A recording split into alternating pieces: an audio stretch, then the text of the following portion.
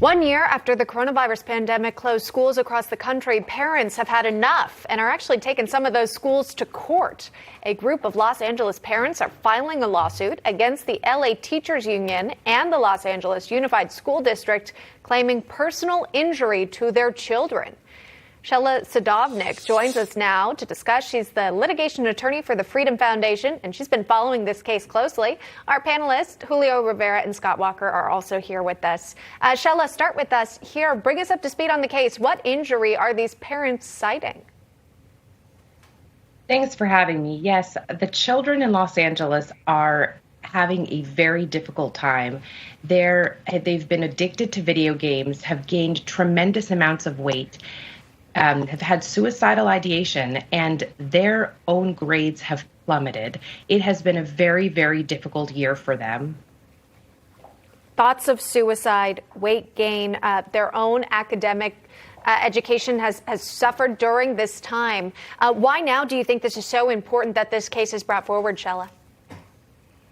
You know, the kids have had enough, and UTLA is a nefarious and powerful teachers union in Los Angeles, and they have done everything in their power to keep the schools closed.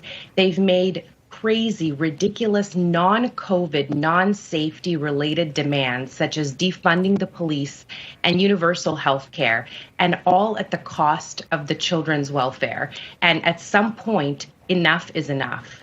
Yeah, you mentioned the LA Teachers Union. I also think about the Chicago Teachers Union as well. They've been very vocal, pushing back against having some of these students in the classroom. Scott Walker, you know, it makes you wonder if we could see more of these lawsuits come forward from these parents suing on behalf of their kids. Well, I think these parents are right. Enough is enough.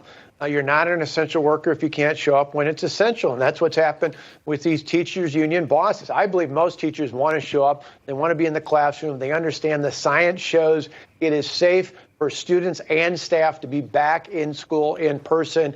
It's not just hurting our kids when it comes to their academic performance. It is literally hurting our kids when it comes to their health, their mental and physical health. There are all sorts of reasons why we need to be back in the classroom. And we need elected leaders from the White House all the way down to the local school board who are willing to stand up and take on these union bosses who are standing in the way of doing the right thing for our kids. Science is our way. It's time to reopen our schools. Yeah, Julio, it makes you wonder, where is the science in all of this? We know that students can get back in the classroom safely. Why aren't the teachers' unions acknowledging this fact? Well, let me tell you something, Emma. It's because the teachers' unions don't care so much about educating the children and doing their jobs. They're getting behind all these crazy leftist agenda talking points like, you know, defunding the police and universal health care. But listen, if they really did care about the science, they would have seen that the science showed, like in Clark County, Nevada, spikes in suicide and depression rate. You know, and the fact of the matter is I've actually seen the way this works in practical application. I had an opportunity when I was home over the holidays to witness my oldest daughter, who's a senior in high school, and the way that it actually goes. There is no accountability whatsoever. I'm very happy that, you know, my daughter is studious and she's maintained good grades.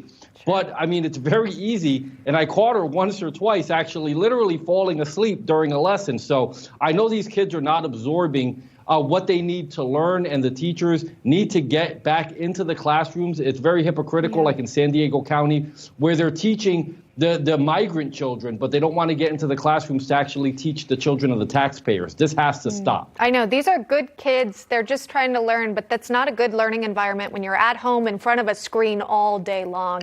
Shella Sadovnik, you'll have to come back, give us an update on this lawsuit. We appreciate you breaking it down for us. Julio and Scott, stay with us. Still more to come.